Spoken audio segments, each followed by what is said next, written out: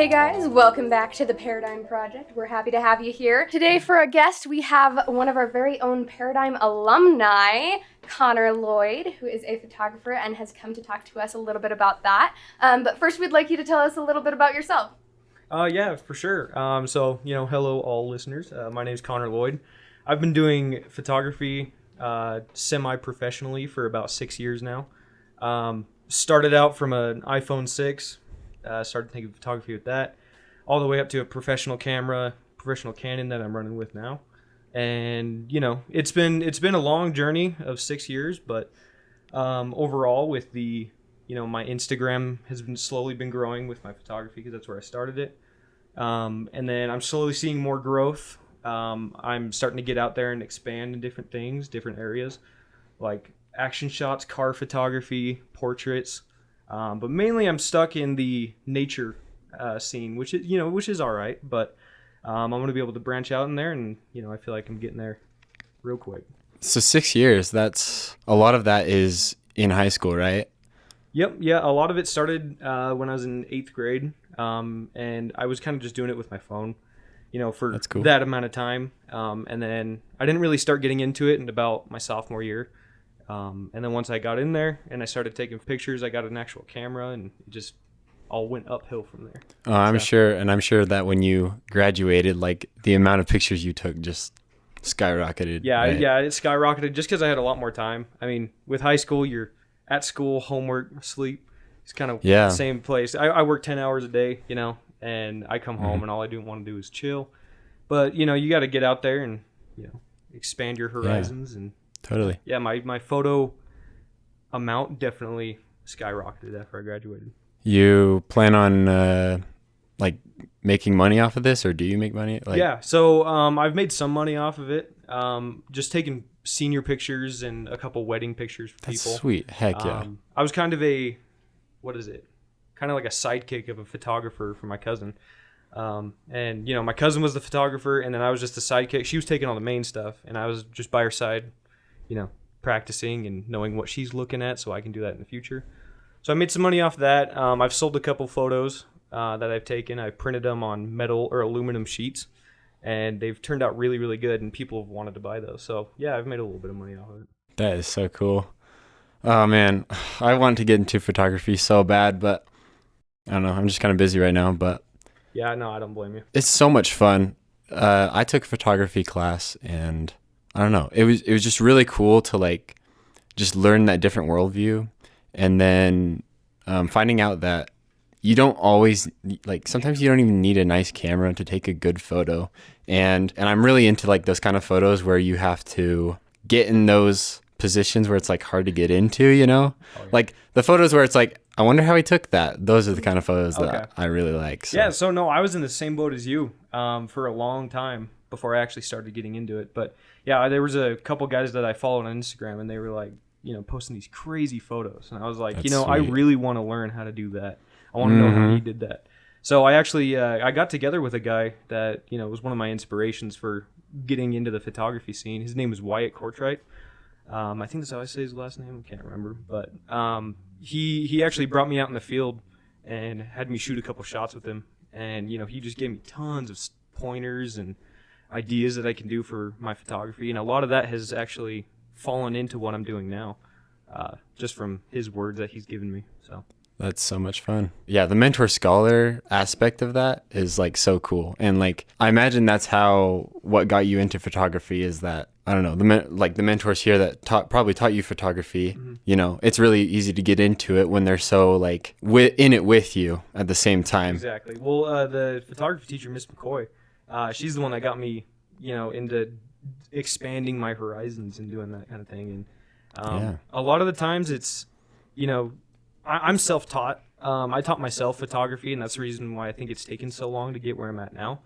But there's a difference between self-teaching yourself and then taking ideas from other people, and so that's what I did with Miss McCoy when I took that photography class my senior year. She just gave me tons of pointers on how to expand it, and I took lots of ideas from photos that she had for examples. I put some of my photos in there, and I got a lot of good feedback from everybody in that class. So It's so cool how you can find something that may not look as cool in real life, and then you can like totally change it and make it look awesome. Yeah. You've taken a lot of pictures of your car. Tell me about it. dude, so I was already trying to get into the car scene with photography for a long time. I'm part of a car club, and I'm the designated photographer for that car club. That is so cool. And that's where I started too. I mean, the car club started out with 3 people in it, and I was on the very first cruise that we went on. Started taking pictures, and I was just like, these aren't turning out the way I wanted them to. And so my buddy, he actually brought his camera too, and he had a lens on there that he allowed me to put on my camera, and that completely changed the way I was viewing everything. And so from that point on, I actually got one of those lenses that he let me use, and it was fun taking pictures of people's cars, taking roller shots. A little dangerous too, because when you're taking those rollers, you got to hang out the window and get a low profile on it, get some cool shots going there. So it went from, rollers, hanging out my brother's car's window to take pictures, getting a new lens. And then, I was tired of taking pictures of my brother's cars, because it's not mine. And so I got my car, and then, that was a whole new step up with car photography. So like on weekends when I don't have work, I'll just go out and start taking pictures of my car. And a lot of them I don't post because they don't turn out the way I would like them to. But quality over quantity is what I like to say with that. Definitely, for sure. I'm into the sort of landscapey kind of car photography, where you're backed all the way out. You can see the background, and the cars at the center of the photo. So that's what I'm doing now. But I want to get into like interior shots of the cars, close-ups of like the badges and the cool wheels that they have. Oh yeah, that'd be sweet. So I have a couple of things lined up. I'm going to a couple of cruises for a few different groups soon, and my buddy invited me, and he said he wanted me to, be the photographer for that group. So everything's going super smooth right now with car photography so far. That's awesome. I haven't hit many speed bumps with it. No pun intended. And so, it's going well. It's going well for sure. I've taken some decent shots. I'm no professional by any means, but like one of the shots I'm really proud of, and only just because it put me in an awkward position, I had to like lay down and stuff. But like fun. I took like a worm's eye view, and I held the basketball. Like I wanted the basketball in the front kind of, and then have like the hoop kind of in the back in the corner. And so like I laid down, and then I had the basketball in one hand and kind of like held it up, and then just like leaned down and took a picture. Super cool. And it was so cool. It was so cool. Yeah. And like one of the things that people do, those directors where they hold up that square so they can like frame what they're seeing. Mm-hmm. It's kind of the same thing. You see it in your own eyes, and so when you're laying down like that and you're holding the ball there, you see it in your eyes, and you're like, all right, I want to do that. Mm-hmm. So then you go in there and take the photo, and more often than not, it'll not turn out the way you want it to. But some of my favorite photos I've taken, I've been laying on the ground, mm-hmm. wearing white stuff, and I lay on the black asphalt.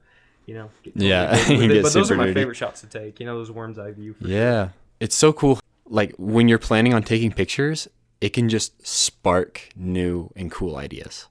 Yes. It's totally building off other ideas that you have, and a lot of times when I'm filming myself taking pictures, or my buddy's filming me taking pictures, I look at the way I'm standing. And I look at the way I'm holding my camera, and it all depends on that. So, I mean, if you're laying down on the ground and, you start to see pictures show up, the ones that you want, but at the same time, you're collecting different ideas into your head for future photography as well. So, yeah. Right. That's one of the things that I love about photography is that it's not just something you have to do behind the camera, it's something that you have to do throughout your life, every single moment of every single day. I love walking down the street and like seeing some like an archway or like some people doing something or like a rusty bench and being like, ooh, that would be a good photo. But it's that creativity, just keeping it with you throughout all of your life and whenever you do anything, that's just fantastic and beautiful. Yeah. Well, I mean, one of the things I've grown most with photography is mental wellness, and that's one of the biggest things. So people might not notice that throughout their photography career, but when you're working your job or you're going through school, you're using the work side of your brain. Right. Whereas with photography, you need that creative side of your brain to work too. So yeah, it's the same thing. Like every time I drive past, I'm driving on the road and there's a really good sunset, I just sit there and, I mean, it's probably not the right thing to do, but I kind of just like glance at it every now and then and be like, oh, that'd be a great photo. Oh, yeah, man. Yeah, for sure. It's a beautiful thing.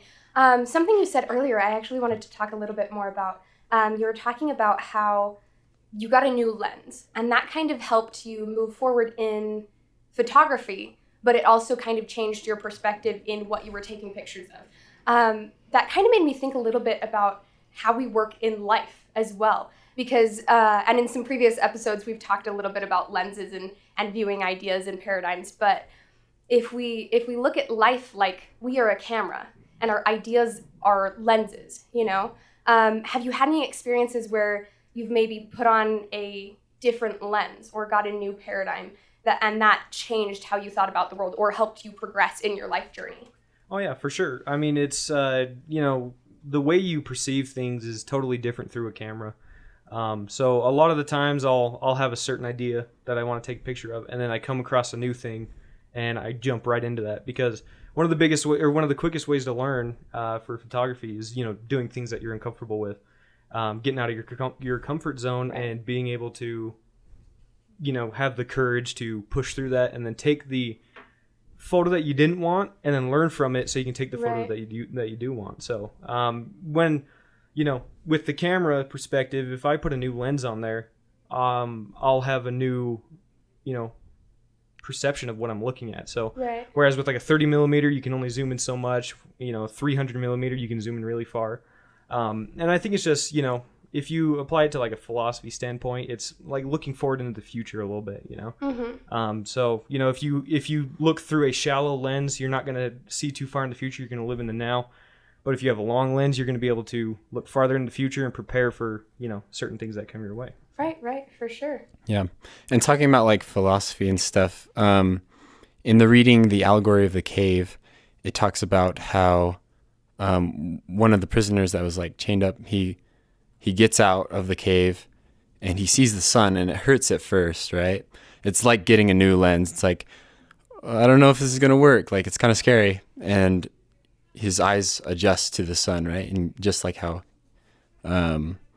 your style would adjust to that lens and stuff. And it's, I don't know, it's super cool. Yeah, for sure. Well, like one of the things they say that I read is, you know, Plato says it wouldn't be in one's best interest to dive back into the cave after he's already come out, right? Mm-hmm. And I agree with that at some point, but, you know, from a photography standpoint, if you want to be able to grow, you want to be able to go back to your roots and do your own thing that you were doing before at some point. Yeah. So, you know, if you're climbing out there and you get shined by the light, you don't want to run back in. You want to learn from, you know, what you're seeing, and you want to take that and apply that to what you're doing now. But, you know, when he says, you know, it's not in one's best interest to dive back into the cave, one thing that I do all the time in photography is, you know, I'll take photos and then I'll try and do more than I'm able to with certain things. So what I'll actually do is I'll back up and then, you know, dive back down in that cave, pull some info and some skills that I learned way far back, and then bring those into there, and it'll actually make the photo more interesting. Hop into new things. Don't be afraid to try new things, but just remember what you have. Remember your foundation. Right. Exactly. That's kind of like, because I don't remember if it's him that goes back in, or I think it is. He's like, oh my goodness, this is amazing. He goes into the cave to get the other people. And at first, they're very reluctant to come, right? And so it's important to, like, you know, take your time and, like, pay attention to things in the past and pay attention to the lessons that you've learned. But it's also important to get used to the new and to go out of the cave and learn those new things and try those new experiences. Yeah. Well, one thing I mentioned earlier about one of my inspirations, Wyatt, he mentioned in one of his posts, and he says, one of my favorite things about photography are things that stand alone in a busy scene. So it's kind of the same thing. You know, you run out in the cave and you want to tell other people about it, but, you know, you want to have that uniqueness, and you want to be able to express your own type of ideas to other people. So anyway, I was actually going to ask you. Yeah. So what kind of things have you learned from your photography experience that you will take into your life? Oh my goodness, there is so much. I started photography about the same age that you did. And I mean, I thought it was kind of cool before that, but I didn't really like think of it as a thing that happened. I was just like, people take pictures sometimes, right? And then I started about in 9th grade. I took a class, and then I just fell in love after that. And now I have my own camera and everything, and I'm doing yearbook and such. But there are so many life lessons that I've learned, and there's the creativity aspect, of course, like you said earlier, that it keeps that part of your brain alive, and so that you can have that little bit of joy and happiness in finding these creative ideas and different ways to take pictures and different, just kind of switching things up and learning new things. But also, like you said earlier, about having to go a little bit farther than you can. I think that's one of the biggest things, is that there are so many different types of pictures, that you can take, and there are so many different things you can do, and so many things you can take pictures with, right? But you don't start out as like this master photographer. It's entirely a process. And so I love the aspect where I can just take photos. I love to be able to take photos. I love to be able to try new things and to fail at them. That's one of my favorite things, is failure is the best teacher. I know it sounds weird, but I love to fail. Yeah. No, I agree. But in photography, that's a safe place where you can fail and you can try different things. And all the time, I will like try to take a shot. I'll be like, yes, this in my brain works. And I'll try and take the shot, and then it entirely does not work. But then I can look at that and say, okay, what can I do differently? What can I change? What maybe settings, maybe it's overexposed, underexposed, maybe I need different composition. And then I can take that learning experience and put that into my life. Maybe maybe I want to go to a certain school, or I want to try a project, or I'm trying to do homework or something like that. But photography has taught me that I can go far and go potentially farther than I can, and that it's okay to fail in safe environments and to learn from that, then look back, reflect, and say, okay, what can I do better? What can I switch, and what can I change and improve on? So that's probably one of the biggest lessons I think that I've learned from there. Wow. Yeah, well, like I mentioned earlier, I noticed that when I start to jump out and go way farther than I actually can, that's actually better than just staying where you're at. Amen. Because, like you just said, you'll jump out way farther, but you'll fail, but you'll learn from that. So if you think about it, you're taking baby steps. Right. While, for the bigger picture, taking giant steps. For sure. And, I one of the biggest things that people run into, and one thing that I ran into when I first started, is over editing your pictures. Amen. Yeah. And oh my goodness. So, if you go back through my Instagram and you look at a bunch of my photos that I've taken, you'll see tons of editing errors that I put in there. Right. Way too much contrast on one photo, right. Too much saturation, looks way too orange, that kind of thing. Right. Mm-hmm. But one of the things that, I learned, or one of my friends told me something about what Da Vinci said. Leonardo da Vinci said, and he said, simplicity is the ultimate sophistication. And I 100% agree with that, because, if you look at the bigger picture, you'll do a lot more for your photos by doing less. Right. And you'll make your photos look great if you do less. Right. So, that's not saying, like, don't edit your photos. Don't bring up the contrast. Don't brighten it up or anything. Right. I'm not saying that. But you don't want to over-edit your photos, because people start to see that, and they don't judge you for it, or not that I've seen. They don't really judge you for it, but that is something that you can learn from as well. Right, Just one of those sure. little minor things is over-editing. For sure. So, and that's one of the things that I've seen a lot too, and sometimes there's a time and place for that. Sometimes you want a super creative edit, or if you want it to be super flat or something like that. But for the most part, the beautiful photos are the simplistic ones, where it is evenly balanced, and it has balanced contrast, and the colors are even, and the exposure is even, and all of that kind of just lines up really nice, because then it's not outstanding. Because if you look at a bunch of photos and you're like, oh, this one's overexposed, right? Yeah. And the rest of them are normal. There's a time and place to have that kind of outlier, right? Mm-hmm. But for the most part, to have that success and that simplicity, you want to be even, and you want to have that kind of minimalist editing style. Yeah, for sure. And you want to put as little edits on your photo as possible, right. While still making them look all natural. Right. Because people focus way more on the natural photos than the, mm-hmm. You throw a bird in there where there shouldn't be a bird, that kind of thing. So the way I think about it is, if you are taking a picture of a cup, right? Mm-hmm. You'll want to do more on the front end of your picture. You want to do more with the camera, Right. instead of being a Right. quote, lazy photographer. Oh my goodness. Like I was, when I was over editing those pictures, Right. You over edit them. They don't look good, but if you do more on the Right. front end, switch to the manual setting every now and Yes. then. Don't just keep it on Yeah. auto, Mm-hmm. because you have way more control of the camera that way. For sure. So you're able to make the cup look as natural as possible without doing as much on the back end and Right. on your phone or your computer editing the picture. Right. And I think that's actually really interesting, because I notice every time that I take a photo and the settings aren't quite right, so I have to do that little bit of extra editing, the quality of the photo decreases. Mhm. And I mean, partially that's like in a literal sense, that just like is how that works, right? But in a philosophical sense, I think that's really interesting. A lot of the time we tend to put too much effort into perfecting ourselves and to evening things out, and because we didn't put the effort in the first place of taking the high quality photo up front with the right settings, with the right composition, whatever. And then later on, we have to be that perfectionist, and that decreases the quality of the photo. And if we're doing that in our lives, if we're not taking care of business, if we're not, doing the things that we need to do, if we're not putting the effort in the now, later on, we then get those perfectionist habits because there's all these weird things off, right? And then our lifestyle and our quality decreases. And it's a horrible way to live. No, I agree. I'm curious what your thoughts are on how to fix that, because that's a problem that I think a lot of people deal with.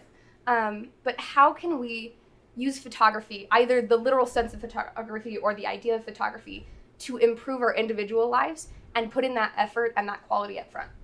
Well, I think the first thing you need to do with that idea is, you don't need to focus on what other people think of you. You need to know what you need to work on. And so you need to focus on that. And, with photography, you're able to, or the way I was able to, get where I'm at now. And, by all means, I'm not a professional yet, but that's my main goal overall. But the biggest thing I learned from that was, you'll want to focus on yourself. So yeah, you'll post your pictures on Instagram, and usually people don't really comment on your pictures, but it's enough to throw it out there and be confident with that photo, so you're able to throw it out there. So the way I was able to learn with that was, I didn't focus on what other people thought of the pictures. I focused on what I thought of the picture. Right. So, I have 5 or 6 memory cards that have like 1,500 photos on them, but I only have about 300 posts on Instagram. So it's not what other people think of my photos. It's what I believe I feel like I need to post. And, I wouldn't give any pointers on to other people on how to fix it. I think that's something they got to do in their own mind, where they, got to focus on what they're doing wrong, and then learn from those mistakes. Yeah. But, if you bring Bob Ross into this, they're not mistakes. Always. They're just happy accidents, Yes. Yeah. So like I said, if you're able to, if you go from a point where you can't see what you're doing wrong and you're focusing on what people think of you, and then you move from that into the point where I can focus on what I'm doing now, and then I can learn from what I'm doing wrong and then focus on myself. That's already taking, 1,000% higher than you were before. And it's just, it's just those little steps that you take to try and, get out of that mindset. For sure. Yeah. To try and make yourself, your better self. Right. Yeah. Right. And like, not to go too far back, but just like when Kellen was talking about, we can't be a master in the beginning, right? And I think that can also be a reason why a lot of people don't stay in photography. But it's really important to remember to just stick it out, Yep. And you can learn a lot from it. You can get a lot of life out of it. The reading Nicomachean Ethics, it talks about, at least the way that I understand it, it talks about there's chief good and then there's like a master good, right? Yep. And the chief good would be just like keep moving forward, keep pushing forward, learning new things. And then you say like your ultimate goal is to become a professional photographer, right? But that's not the master art. The master art would be like the ultimate goal is to get the life out of it. Yeah, exactly. Well, it's all about the things you learn from it, Mm-hmm. to be totally honest with you. Yeah, you want to be professional, but I'm not holding out for it because I may not get to that point. Yeah. But, you can see your growth. I mean, it's pretty obvious with photography because, I like to compare it to, like basketball, the other thing that I do for fun. You'll learn. You'll start at some point. You'll put up a 3-pointer and you'll brick it off the back of the rim. Mm-hmm. And one thing you got to do with that, as soon as you see that ball hit the back of the rim, you got to readjust, focus on how you're standing, so you're able to put the shot up right next time and actually make it. Yeah. A lot of times I beat myself up, like in my sports life, if I'm not doing well, and then I got to step back, remember why I'm here, remember the lessons I've learned from this, and it makes it all worth it in the end. Mm-hmm. Yeah, well, one of the things, I got out of it was, it's the difference between seeing reality and perceiving reality. You know what I mean? So, if you're getting frustrated with how you're doing, that's natural. I mean, that's bound to happen. Mm-hmm. But I like to think pretty far ahead into the future too. So, if you're saying, man, I suck at this, I'm not going to be good anymore, so I'm going to quit. That's not the right way to do it. Yeah. It's like what you said. You get frustrated with it, but then you notice what you got frustrated with and you work on that. And then ultimately, just by you noticing what you did wrong will bring you higher than where you were before. And, a lot of people ask me, how do people make you perceive reality? And I always tell them the same thing, and it's not about what other people think. The way you perceive reality and the way you take things in is your responsibility, and 100%. Nobody can really affect that. Yeah. And my coaches have always told me, sometimes a loss is a lot better than a win. Yep, exactly. You learn a lot more from losing than winning. And one of the quotes that I heard was, it was on my background for my phone for a long time, just because you have your phone with you all the time, you're able to look at it every time, and you see that right there. And it was, I never lose, either I win or I learn. And that was one of those things that I would look through every day and apply that to different things. That's cool. So. I like that. Right. I really like that. I love that. That reminds me about a part in Notes on Dialogue where Socrates is talking to Thrasymachus, and he's talking about winning and losing. Socrates is, as it were, the personification of purposes of discourse for the love of one's neighbor that Judaism and Christianity prescribe. And the same love sometimes infuses his courteous questions with irony, because such irony helpfully invited Thrasymachus to rid himself of the false opinions he has harbored. So he's never fearful that he will lose, precisely because he is not going to try to win. He does not meet these flat opinions with other flat opinions, but with the ironical question. So it's not about winning or losing. It's about learning, and it's about gaining. And I think it's about gaining and growing, because if you do win, that's lovely, and that in itself is a gain. But if you don't win, then you're still gaining that knowledge. You're still gaining that growth, and that's what's important. Yep. It's the progress. It's the words. It's the progress amidst the process. Oh, perfect. Well, yeah, like I was saying earlier, when I compare it to basketball, the one other thing I love doing, it's last year, or let's see, my junior year, we did an all-star game, teachers versus or mentors versus scholars. Oh yeah. And that was a lot of fun. But the biggest thing I remember from it is, obviously scoring 18 points on coach. That was fun. Yeah. But I don't remember how I scored those points because I won. I remembered how I got blocked, or how I got the ball stolen, or how I missed the layup. Right. And those are the kinds of things you have to ponder on in order to work through it. Right. At the same point. And so every now and then, so it's actually kind of funny. Every time I go through my camera on different days, I'll take a photo one day and I won't like it, and then I'll go back through like a week later, and then I'll see that again and be like, why didn't I take that off? Right. That photo was really good. Right. So you don't win in the moment, but you will win later if you learn from your processes that you were working on. Amen. Oh my goodness. And that's why it's so important to always be consistent and keep going, because so many people in life just will have either small failures or bigger failures, but will focus on the failure in the moment.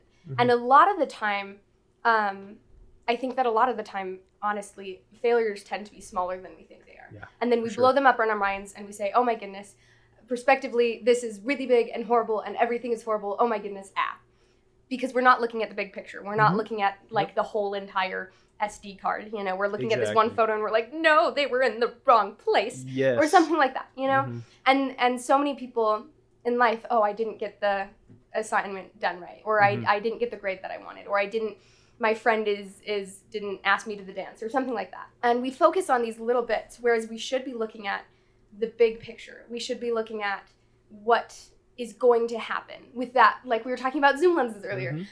We should look at the future. We should look at the past. We should look at the big picture to see what's actually going on, what is reality, and what we can learn from what is happening to us in the now. Yeah, for sure. And like with, looking too far into the future or too far in the past, you'll overexpose your ideas, or you'll underexpose your ideas by looking into the past. Right. But you got to find that middle ground where you can look far enough into the future that you can be like, all right, this is what I want to do. Right. Whereas, right now I'm a photographer. I don't want to be in the spot Jeff Bezos is at. You know what I mean? So that's really far-fetched, but it's something that you can strive for. Right, exactly. And, like I said, if you look too far in the future, you're going to overexpose. Right. You're going to get too caught up in it, and you're going to get overwhelmed. Exactly. But same thing. Look into the past. You realize what you did wrong, but it's too far back, so you get overwhelmed because you want to fix everything that you did. You want to be able to, expose that photo a little bit more. You want to have a little more contrast in that one photo you took. Right. But that's another thing you got to learn from it, is not to ponder too much on little things, but you want to be able to look back at it and retake the same photo. Right. So I actually came across one of these instances recently. I went up to Tibble Fork Reservoir to go fishing. One of the prettiest places I've been, for sure. And there's this one, you sit in the parking lot and you can look all the way down American Fork Canyon, and you can see the backside of Mount Timpanogos. Looks really pretty, but I didn't have my camera at that point, but I wanted to still be able to capture the photo. So I took it on my phone, and I ended up over editing it because I got so used to how well they look on the camera. Yeah. That I over edited it on the phone. And so, I came across one of these instances because I wanted to take it with my camera, so I took it with my phone instead. Wasn't what I liked. So I was determined to get the photo I wanted. Right. So I went back up there the week later, and instead of fishing like I would normally do, I just sat there for an hour and a half finding different spots in the parking lot to catch the exact right photo I wanted. And turns out I did. I took 75 photos and I pulled 4 off that were satisfactory to me. And I ended up posting those on Instagram, and I got really good feedback on them. A lot of people liked them. And like I said earlier, I didn't over edit it. All I did was I bumped the contrast up, and it made the photo, that much better. Right. So that was a lot of fun, being able to go up there and be determined and take the photo that I wanted, even though I already took that photo. Exactly. I didn't want to be, I didn't want to settle for the worst, or for the least amount that I could do with a phone. I wanted to settle for the best that I could do with a camera. Right. That's fantastic. It's always important to have goals, and it's always important to do your best to get to those goals. And you don't have to be a perfectionist. You don't have to be perfect, really. But it's important to have those goals and to be constantly working for it. Yeah. And, one of the readings that we did my sophomore year was, enlightenment. And one of the things that I still think about today with photography and everything that I do that I know I'll fail with is I'll get that thing done, and I'll be enlightened with it because it turns out way better than I thought.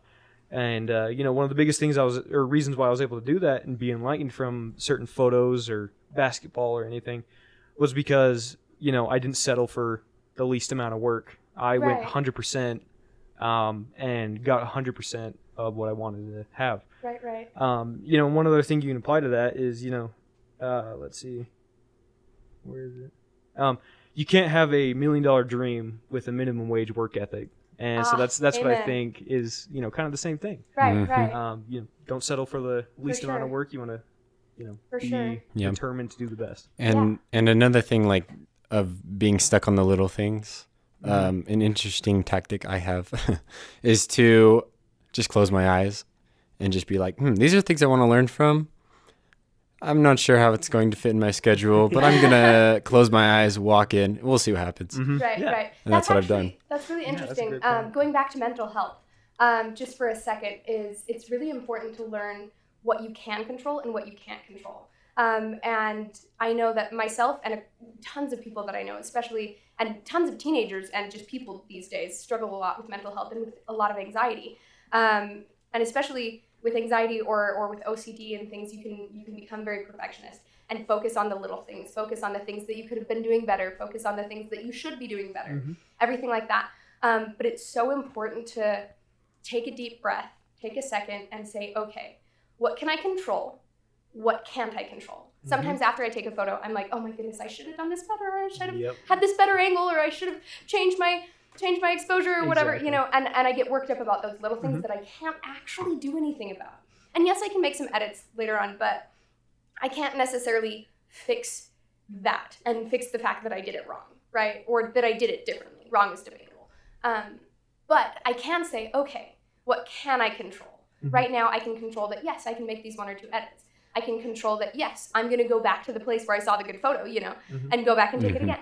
And I think that so many people these days get caught up in that small mind and in the little details. But we just need to say, okay, I can control the big picture. I can control these things, and I'm going to go forward and learn and grow from whatever has happened. For sure. Yeah, no, that's the biggest thing is you don't want to ponder on those little things. And I know I already said this, but that's possibly one of the worst things you can do with photography. Right. And there's a lot of times where I will go on this full bore photo shoot for people, and I'll send them the photos, but I won't post any of the photos because I'll see them and I can count on, you know, both my hands how many times I've actually gone in a photo shoot and taken photos from it. Right. Where more often than not, it's you go to a photo shoot and then I don't end up taking any of the photos off because they're not the way I want them to be. And it's, you know, it's not being a perfectionist. It's learning from what you did in the past and knowing that you just did that again in some of those photos. So you're not able to, you know, pull those off and then post them on Instagram or anything like that. That's really interesting. Actually, something that you just said. That it's not the being a perfectionist. It's learning from your past. But I was kind of thinking in my mind that it's very similar actions, but it's a different mindset. So I think it's important to, and this is me having an epiphany right now that it's going to change my life. I don't know. Because we focus on the little things. But it can be important to focus on the little things because you have to learn from them, right? So we can have similar actions and similar things that we're doing, but we will have a more successful outcome if instead of stressing about them and being a perfectionist and saying, oh, why didn't I do this right? You know, saying, okay, this is what I could have done better. Where can I go from here? And having that mental shift instead of a literal shift in, you know, what you're doing. Yeah, no, there's a huge difference between skills and mindset. Amen. And yeah, you want skills in a hobby or anything that you want to do, but the ability to have the right mindset, overall, in my opinion, is the best thing you can have for it. So, you know, if you're able to catch a photo and you're able to, you know, like you said, you don't want to be a perfectionist, but you want to focus on the little things at some point. Right. That's not being a perfectionist. It's like what you said, you know, it's having the right mindset. Exactly. And, you know, I'm planning on going to school for at UVU and being a psychologist at some point, because, you know, that biggest thing I learned from photography and, you know, basketball and going to the gym is, you know, you want to get those endorphins flowing. Right. You know, you want to be able to, you want to do things that make you happy, but you want to do things that make your head happy too. Right. You know what I mean? Right. So, like, you'll want to play basketball because it lets you escape.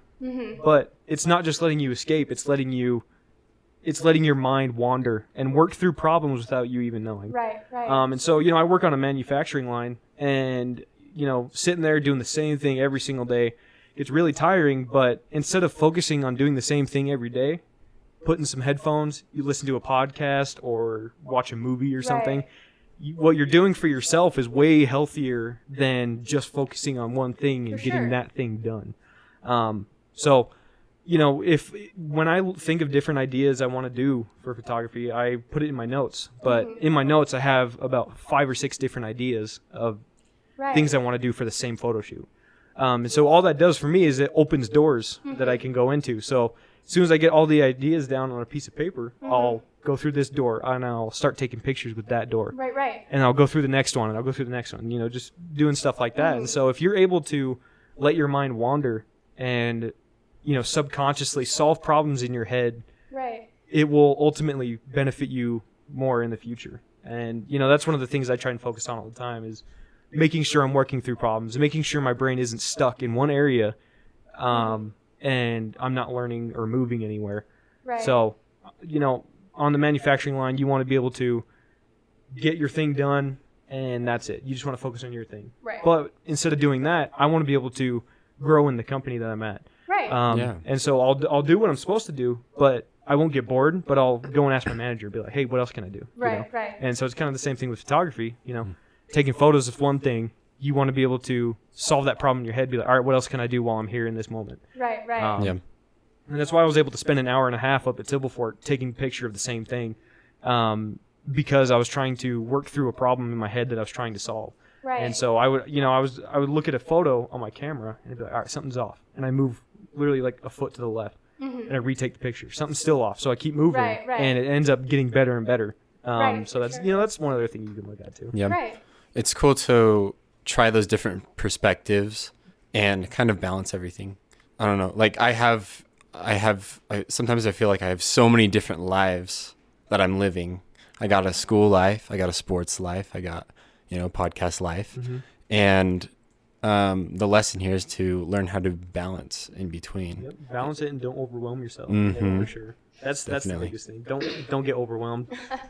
Yeah. Let's see. One of my dad mentioned something that he said. You wanna under promise and over deliver. So it's sort of the same thing. You want to get balanced in it, but you want to be able to be great at all those things that you're balancing. Mhm. So with your podcast, you want to be able to be great at that. Your sports life, you want to be fantastic at that. But you still want to have those three things that you want to do, while still branching out and doing other things. And Yeah. it's kind of a hard thing, but it's like what we just said about mindset. You got to have the right mindset to expand and do different things while still being great at certain things. Right. Right. And that's 100% just not stressing. Not stressing. Yeah, exactly. Right. Or it's important to have some levels of stress, because there's the eustress that's like the good stress. Because if we didn't have that sort of stress, then we wouldn't go anywhere. We wouldn't That's the stress that improve. gets us. Yeah, if we didn't care about everything. you wouldn't be as great as Right. you could be if you Right. didn't stress. And it's actually, if you think about it, if you're stressing, you're doing the right thing, Right. because you want to be great at it, which is a great mindset to have. Is you want to be the best Right. at it. But you have to keep it in the levels of eustress instead of distress. Exactly. Right. Yep. You don't want to break yourself down Exactly. from stressing too much. For sure. And I think that's actually a discussion I had a long time ago on the book Anatomy of Peace, actually talking about giving people value and letting people know that they were valued, right? And we ended up talking about the burnout cycle and how you will put in so much effort, right? And then you get so much validation back, right? And that will help you feel valued. And then if you, for the sake of the book, we were talking about how if you put in effort, you get like an overly balanced amount of validation, then you feel entitled. If you get too low, though, that's when you go into burnout and you have that distress and everything is going crazy. But if you can find something and find a balance where you put in yay much effort and you get back a balanced amount of validation, then you are just insanely successful and can do pretty much anything that you want, right? And for me, photography helps me fulfill that because it takes the effort. It takes thinking about it. I can't be a lazy photographer. I have to leave my house. I have to figure out settings. I have to fix problems, right? But the validation of getting better photos, like recently I took some looks at some old photos from when I started photography, and I compared to them to some that I took very recently, and the contrast is insane. Oh, it's so insane. It's so insane. The progress that I've made as a photographer, with my composition skills, with even just recently, unless I'm in a really weird situation, I don't shoot off manual, whereas I used to be like, manual, who's she? Yeah, exactly. I didn't know how to function in manual. And to see that progress is so validating. And then I'm still successful and I can keep going and I can take more photos and I can feel good about that and about other things that I'm doing with that creativity, that it helps me keep going and be successful. And that's a beautiful thing. Yeah. For sure. That was like the biggest thing that I learned too was, I would stick with 3 settings. I'd stick with automatic, portrait, and close-up. Yeah. And that was it. That's all I would do. And I wasn't able to grow from that until I took that photography class here. Right. And I actually started using manual mode. And Right, I right. haven't switched that little knob on the top of my camera in probably 2 Yeah, years. It's stayed yeah. on manual the Right. entire time. Just because it's not the feeling of having more control. It's the feeling of I can do better Right. with the manual setting. right. Yeah. So when I came in here and took pictures for the volleyball team the other day, I must have taken like 700 photos, and the reason why I did that is because, as I'm running around the gym, the light changes right. and everything like that, and if you're able to notice that, that's the best thing. Right. And you're able to learn more from that. And Exactly. it's not like I'm going to be stuck in the manual setting, No. but it's So you find you take better photos. That's something You take that I better found is photos, that yep. after I learned how to use manual, I hate using automatic because the photos don't look how I want. Oh, exactly, yeah. And they look worse usually, if not always. But when I'm in manual, I have the control, and I can take what I've learned and the little bits and pieces of knowledge that I've acquired over the years, and my photos look better in manual because I've used my experiences to become successful as a photographer, and Exactly. I now know what I'm doing so that I can go forward with that. I'm more successful in manual than I am in auto because I can take what I've learned throughout the years. It's the satisfaction Right. you get from getting a nice photo, and it's like I said, you get those endorphins flowing. Right, You right. start to feel Oh, great. it's so good. And once you finally take the fantastic photo you've been looking Right. for a long time, Right, you see that, you're satisfied, and you want to do more. right. And I have a funny story to tell you. I went up on a car cruise with my Mm-hmm. car group up Big Cottonwood Canyon, and super rainy day, really pretty up there while it's raining. And we ended up getting caught in a rock slide. Oh, bless. So we were stuck up the canyon for Right. 4.5 hours. And at that point we were ready to just wait it out, sleep in our cars for the night because it was Right, getting dark right. too. Yeah. And what we did instead was we went up around the backside of Big Cottonwood Canyon, and I was able to capture photos that I didn't even expect to get. Right. So Right. like these misty photos, the clouds running over the Oh, I hills. love that. That was the photo that I wanted to do for a very, very long time. Right. Like I would go through the explore page on Instagram and I'd see these photographers posting these misty, eerie pictures, and I never thought I'd get that. But we got caught up there and Right. started driving, and it got a little dangerous, going uphill Of course. with my car. It's not an off-road vehicle, but I was able to stop on the side of the road and just take it in. And I sat there next to my car looking at what I wanted to take pictures of and just taking it into my eyes so I can put it down into the camera. Right. And that's like what I just said earlier. It's putting more effort on the front end than doing more on the back Right, end. So right. you don't want to over edit your pictures. Right. But I was able to sit there, take it all in with my eyes, put it into my camera, and those photos were more than satisfactory. Right. They turned out way better than I expected them to, and there was almost little to no editing on any of them. Dang. So Hot dang. anyway, I love Yeah. that so much. Right. I feel like every photographer has this moment sometime in their career where they take a photo and they're like, I'm a photographer now. yes. And you're yes. like, and it's It's that that wake up call. right. And I mean, there's still the process before it. There's the progress after it, right?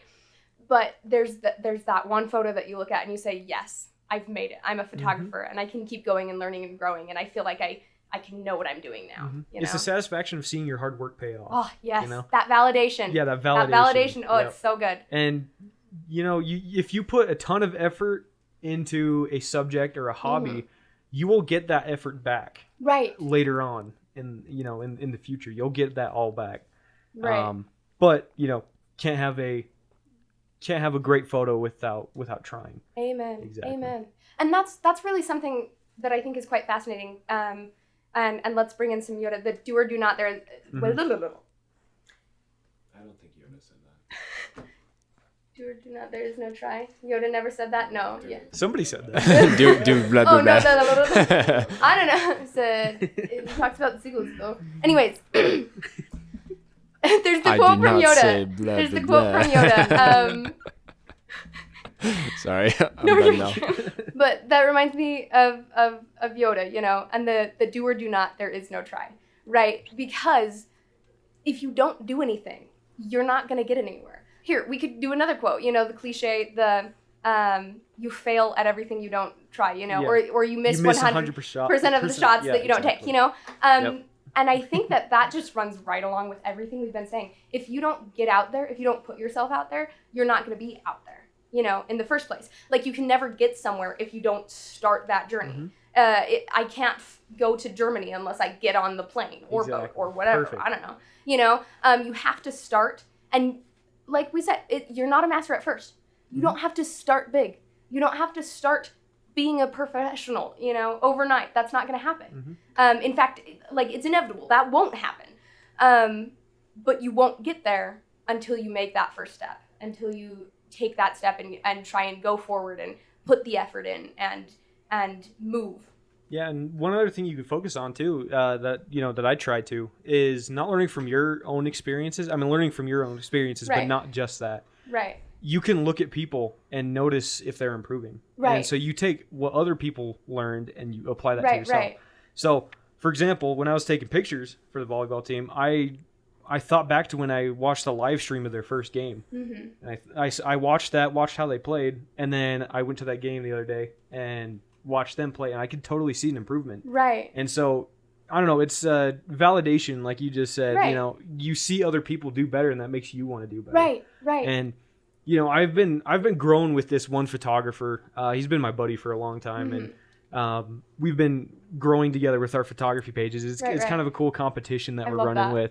And I told him the other day, I texted him and we were having a good chat, and I said, I appreciate you posting stuff that you're not satisfied with, and because we think alike a lot. So I'll look at his photos and I'll notice what the mistakes that he made. And I'll apply that to mine and be like, all right, don't do this. And, I'm not saying, if there's a cliff and you don't know if it's safe at the bottom, don't throw somebody off. Yeah, right? No.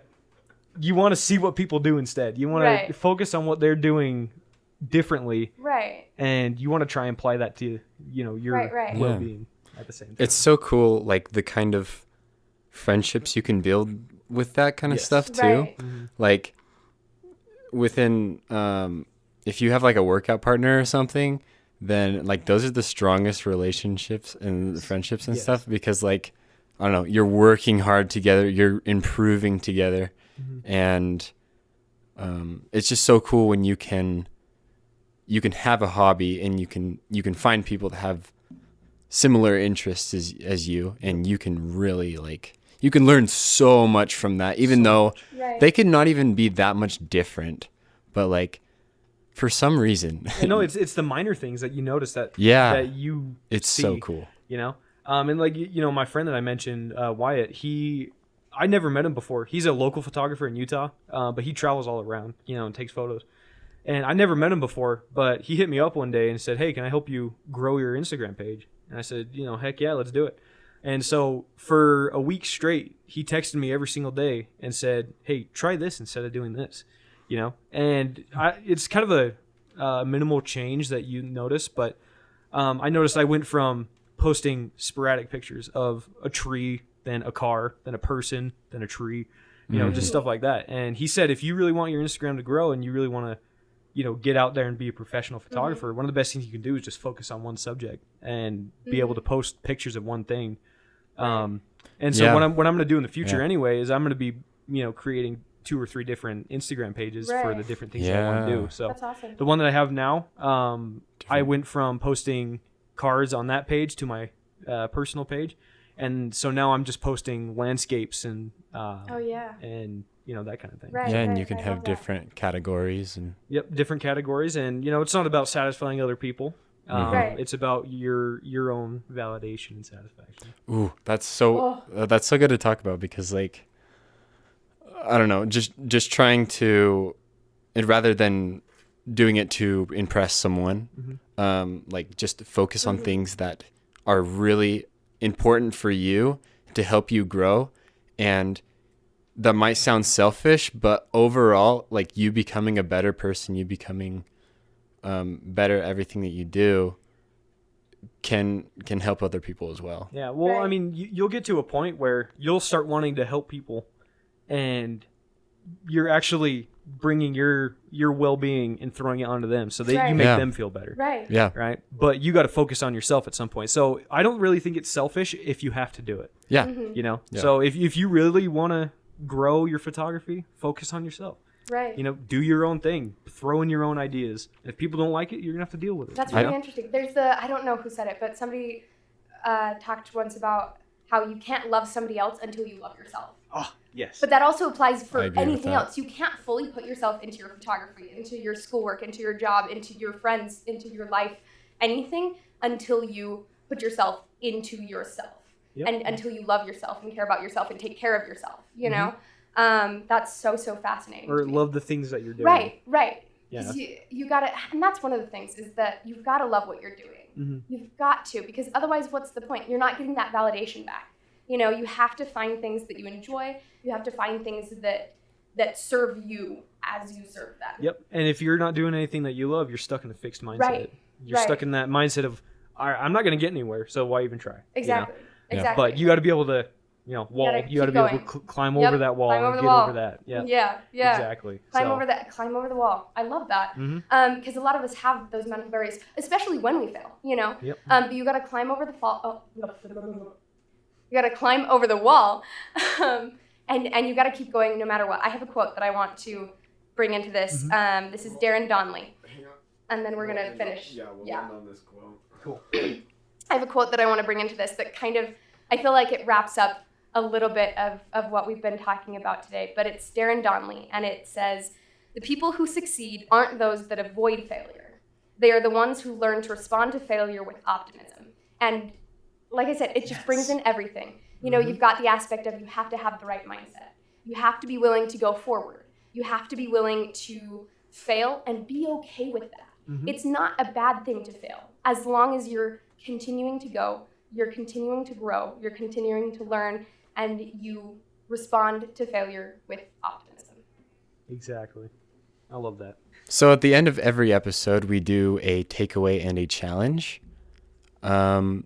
So what is a takeaway that you got from this? Definitely, being able to climb out of your own box, having the right mindset and the courage to climb out of that box, climb over that wall, and being able to grow without relying on other people, focusing on yourself and being able to grow that way.